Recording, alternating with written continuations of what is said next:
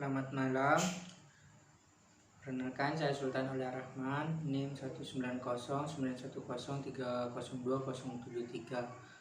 Pada kesempatan kali ini saya akan mereview buku ke-6 yang merupakan tugas mingguan dari kelas Gerakan Sosial. Buku ini berjudul Civil Society and State.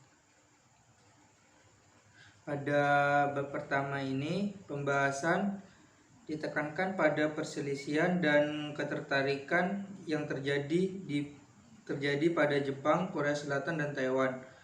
Perubahan mendadak, jalur pertumbuhan ekonomi yang cepat ke pembangunan ekonomi yang lamban merupakan faktor yang memicu masalah di tiga negara tersebut. Pecahnya gelembung spekulasi di pasar saham dan properti pada awal 90-an menandai dimulainya periode stop and go dalam lintasan ekonomi Jepang yang mengakibatkan stagnasi ekonomi dalam beberapa dekade terakhir. Tren ini semakin diperkuat setelah krisis keuangan yang berdampak terbatas pada ketiga ekonomi dengan pengaruh yang sangat keras pada industri ekspor masing-masing. Pada bab kedua ini membahas konflik yang terjadi pada negara Taiwan. Karena ketidakpuasan rakyat terhadap keadaan politik yang ada pada saat itu, pertumbuhan dan transformasi ekonomi telah dipandu oleh negara yang kuat yang berhasil mengaktifkan dan mengintegrasi kepentingan pribadi dan warga negara dalam proyek nasional. Sebagai konsekuensi perkembangan ekonomi yang pesat, kelas menengah telah muncul ditandai dengan tuntutan yang lebih besar untuk partisipasi politik, kesetaraan sosial, serta perhatian yang telah lebih besar untuk masalah kualitas hidup. Modernisasi pada semua negara Asia yang mapan, di mana negara berkembang yang kuat mengelola pertumbuhan ekonomi seorang diri dan kemudian berbagi hasil kerja kerasnya dengan penduduk semakin dipertanyakan oleh warga negara ini karena konflik sosial dan ekonomi baru dan meningkatnya ketimpangan sosial menuntut lebih rakyat untuk berpartisipasi dalam politik. Pada bab ketiga ini pembahasan mengarah pada isu lingkungan, di mana negara Asia Timur yang mayoritas merupakan negara industri atau produsen besar dalam hal elektronik dan berbagai hal, dituntut untuk menekan hasil emisi gasnya yang diciptakan oleh industri di negara tersebut. Pertumbuhan ekonomi yang cepat di kawasan ini telah menimbulkan kerugian lingkungan dan sosial yang mengerikan. Lingkungan adalah salah satu isu pertama di mana warga di kawasan itu untuk menuntut keadaan lingkungan yang lebih baik. Pendukung lingkungan paling awal di Jepang berlokasi di kota pertambangan kecil, yaitu desa Ashomine di prefektur Tochigi. Untuk Korea Selatan dan Taiwan, periode ekspansi industri terjadi dua dekade kemudian. Dan setelah itu rakyat mereka juga melakukan tuntutan untuk keadaan lingkungan yang lebih baik.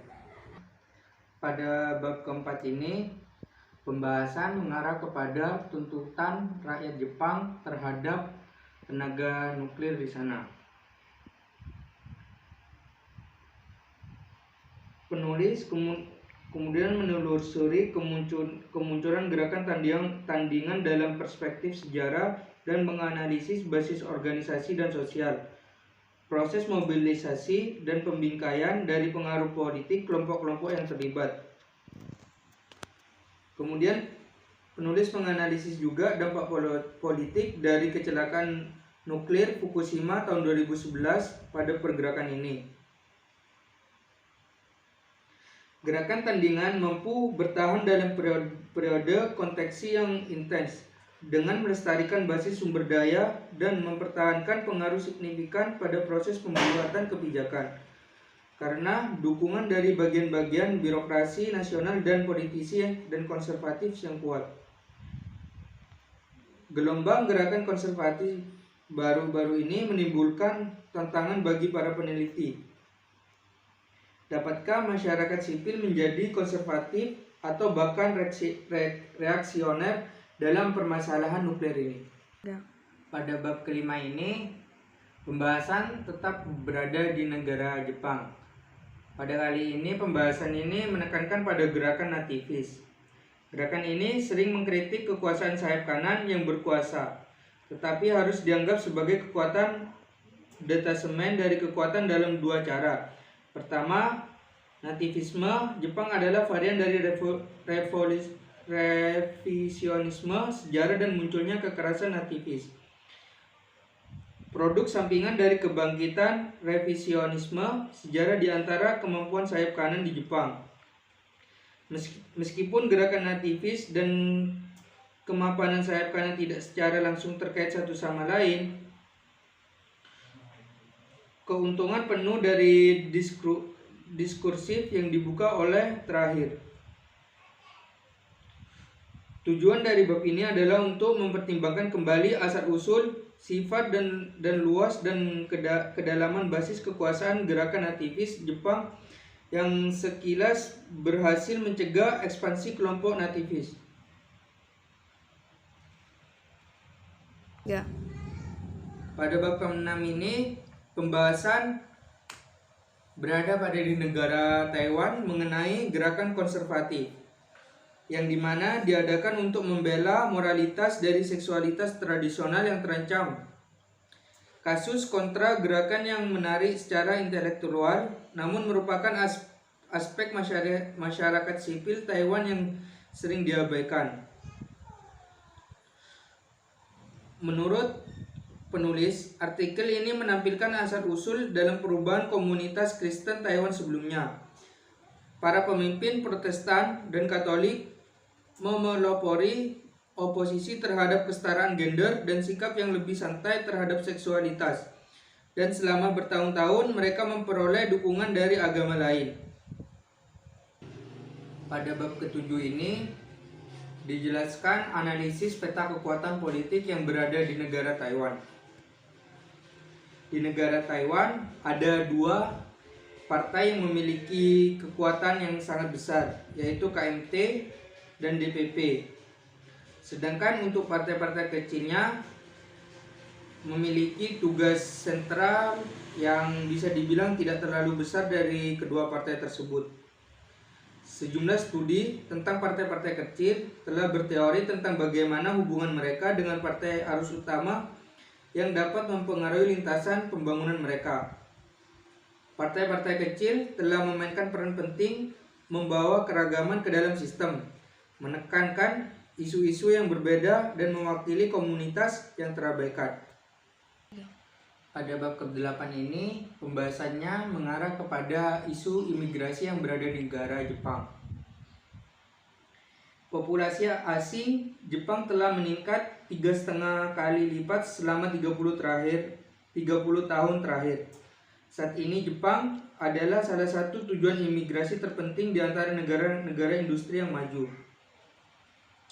Tingginya angka masuk penduduk asing ke Jepang memberikan warna baru terhadap permasalahan sosial yang berada di negara tersebut. Dalam meninjau permasalahan imigrasi yang terjadi di Jepang, memerlukan kajian pembingkaian kebijakan imigrasi, implementasi kebijakan, dan perumusan kebijakan imigrasi.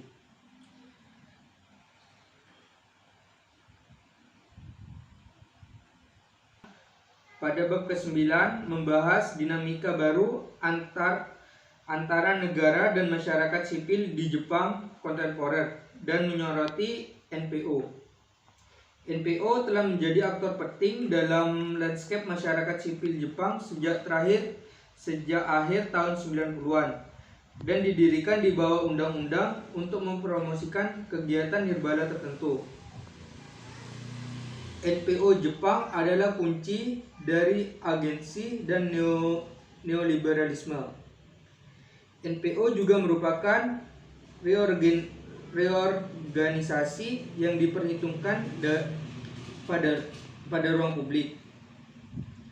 Jepang yang dirancang untuk mendirikan pemerintahan kecil di negara pasca kesejahteraan melalui transfer layanan sosial awalnya disampingkan oleh negara-negara kepada NPO yang digerakkan oleh sukarelawan. Pelembagaan NPO memang bersifat politis proyek yang dilaksanakan oleh negara neoliberal Jepang untuk membentuk populasi atau hubungan negara individu dengan cara tertentu atas nama masyarakat sipil. Pada bab 10 ini, kajian ditekankan pada gerakan sosial Korea Selatan dari tahun 60-an hingga 2010. Dalam hal ini, konstituen mereka, struktur komunikasi, dan mobilisasi mereka, dan cara mereka memengaruhi politik institusional. Beberapa tren jangka panjang yang memerlukan perhatian khusus meliputi perluasan peserta dari elit budaya dan aktivis terorganisir ke sejumlah besar warga biasa.